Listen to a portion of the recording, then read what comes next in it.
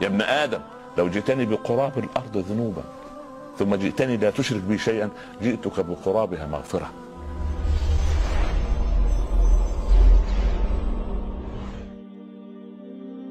ليس العجيب من فقير يتودد. يعني لما كنت تلاقي واحد فقير جاي يقول لك يا استاذ محمد الله يكرمك عندي اولاد وربنا، ده ليس العجيب صحيح، ولكن الاعجب من غني يتحبب. الله اكبر ولله المثل الاعلى ونعم بالله. يعني الله عز وجل القضيه مش انا اتذلل لله واقول اعطيني يا رب، ما انا هذا طبيعي، لكن هو اللي يتحبب لي. يقول من تقرب مني شبرا تقربت منه ذراعا، ومن تقرب مني ذراعا تقربت اليه باعا، ومن اتاني مشيا اتيته هروله. ايه الكرم العجيب ده؟ يا ابن ادم لو جئتني بقراب الارض ذنوبا ثم جئتني لا تشرك بي شيئا جئتك بقرابها مغفره. يا سلام. ان من اكبر الكبائر ان تقول ان ذنبي اكبر من عفو الله. عفو الله اكبر. فايه الرحمه دي؟ احنا ما عندناش الاساطير الاغريقيه واليونانيه اللي الاله الذي يعذب خلقه ويعذب لا لا لا لا ليس. احنا عندنا رب رحمن رحيم كتب ربكم على نفسه الرحمه، ومن اكبر رحمته ان هدانا الى دينه وان ارسل الينا سيدنا محمد الرؤوف الرحيم صلى الله عليه وسلم. ففي هذا البيت وفي هذه البيئه الطيبه في الحضانه الجميله دي لدار الارقم نشأ وترعرع هذا الايمان في قلوب الصحابه ايمانا صادقا لم يمرهم لا بصلاه ولا صيام ولا حج ولا طيب من الذي يبدأ فضيلة الشيخ؟ العبد ام الرب في العلاقه بينهما اذا اردنا المحبه؟ اولا من محبه الله لنا محبه الله غالبه، لانه اوجدنا من عدم وهذه محبه، وسماكم المسلمين من قبل هذه محبه، ما جعل عليكم في الدين من حرج هذه محبه، ان ارسل الينا الرسول ما خير بين امرين الا اختار ايسرهما هذه محبه، وضع لنا منهج وتكفل بحفظه هذه محبه.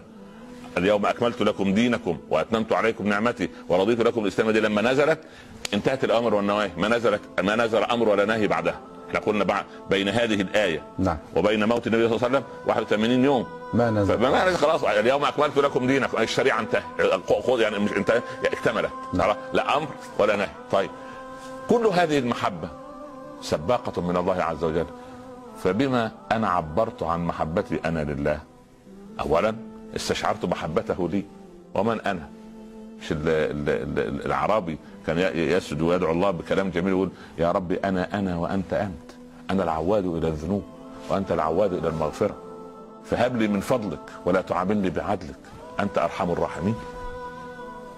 فالعبد بهذا المنطق وبهذا الاسلوب انا وانت انت، انا بشر، انا خطاء وارجع للغلط واغلط واخطا واؤذي من حولي وبعدين استرجع نفسي بالليل. طب ليه بس؟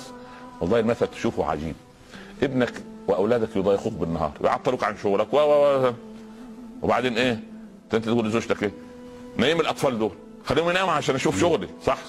بعد ما يناموا بنصف ساعه تعمل انت في نفسك صحيح كده خلاص عايز تاخد يا ده الولد البريء ده اللي كان عامل مشكله من شويه، دي البنت دي سبحان الله. طب دي محبه الوالد لولده، فما بالك بمحبه الله لخلقه؟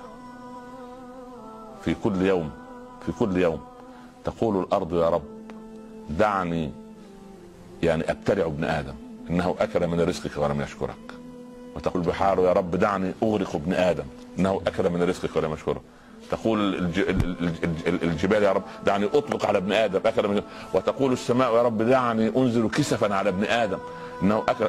قال يا مخلوقاتي أأنتم خلقتموه؟ يقولون لا يا ربنا. قال لو خلقتموه لرحمتموه، دعوني وعبادي من تاب إلي منهم فأنا حبيبهم ومن لم يتب فإني طبيبهم وأنا إليهم أرحم من الأم بأولادها. من جاءني منهم تائبا فلقيته من بعيد مرحبا بالتائبين ومن ذهب منهم عاصيا ناديته من قريب إلى أين تذهب أوجدت ربا غيري أم وجدت رحيما سواي. هذه محبة. هذا هو الله المحب لعباده وهو الغفور الودود، ليس غفورا فقط ولكن ودود، وعفوه يستغرق الذنوب، مجرد يعفو عنك يمسح ولا هو يعفو الذنوب يغفر الذنوب ويمسحها وخلاص ويثبت مكانها حسنات. فاولئك الذين يبدل الله سيئاتهم حسنات، يبدل سيئاتك حسنات. وبعدين الله يحب التوابين. يعني ايه التوابين؟ يعني خطائين وتوابين، يخطئ ويتوب يخطئ فهو تواب. تواب مما من كثرة ذنوبه سبحان الله العظيم. فهذه المحبة يجب أن تقابل بمحبة. ما الذي يريده الله منا؟ صدق التوحيد، صدق الإيمان، تحكيم شرع الله في الكون. لا يريد منا إلا هذا. لو حكمنا شرع الله في الكون لانحنت لنا البشرية كلها كما انحنت لأسلافنا. قال مستشرق في الأندلس: أنتم كنتم هنا على أرض الأندلس لما كنتم لله خلائف، ثم خرجتم منها لما